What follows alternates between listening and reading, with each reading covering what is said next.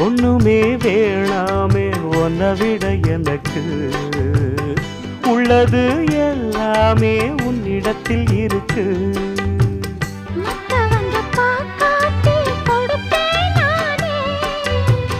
இப்ப இங்க ஆடேது ரகசியம்தானே.